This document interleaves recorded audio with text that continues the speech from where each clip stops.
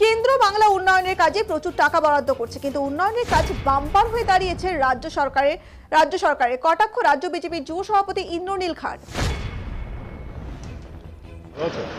আপনাদের আবারও জানিয়ে রাখবো, কেন্দ্র বাংলা উন্নয়নের কাজে প্রচুর টাকা বরাদ্দ করছে, কিন্তু উন্নয়নের কাজে বাম্পার হয়ে দাঁড়িয়েছে রাজ্য সরকার। কটাক্ষ রাজ্য বিজেপির যুব সভাপতি ইন্দ্রনীল খাড়।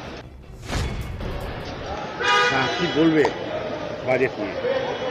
দেখুন, কেন্দ্র সরকার যে হাজার হাজার কোটি টাকা, যেমন 15,000 কোটি টাকা শুধু পশ্চিমবঙ্গকে দিয়েছে রেল খাতে, ন্যাশনাল হাইওয়ে বানানোর জন্য কয়েক হাজার কোটি টাকা দিয়েছে শুধু উত্তরবঙ্গকে।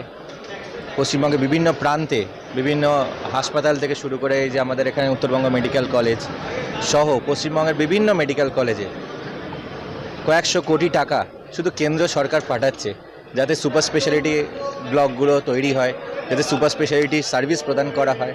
সেই পুরো পরিসংখ্যান তথ্যের সাথে আমরা সাধারণ মানুষকে পৌঁছে দেব, এবং সেজন্যই আমাদের এই বিশেষ কর্মসূচি বাজেট টক। এবং বাজেট টক কর্মসূচি আমরা এর আগে কলকাতায় করেছি। কলকাতার মানুষকে আমরা তথ্যের সাথে দিয়েছি, যেমন মেট্রো পরিষেবা কোন কোন রুটে কত কিলোমিটার কেন্দ্র সরকার বরাদ্দ করেছে।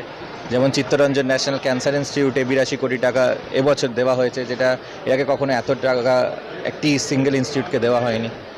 এরকম পশ্চিমবঙ্গের বিভিন্ন, এটা কলকাতাতে যেমন হয়েছে, আমরা তেমনি আসানসোল দুর্গাপুরে করেছি এরকম কর্মসূচি, আমরা করেছি মালদাতে পৌঁছেছি, এবং এখন আমরা শিলিগুড়ি এসে পৌঁছেছি।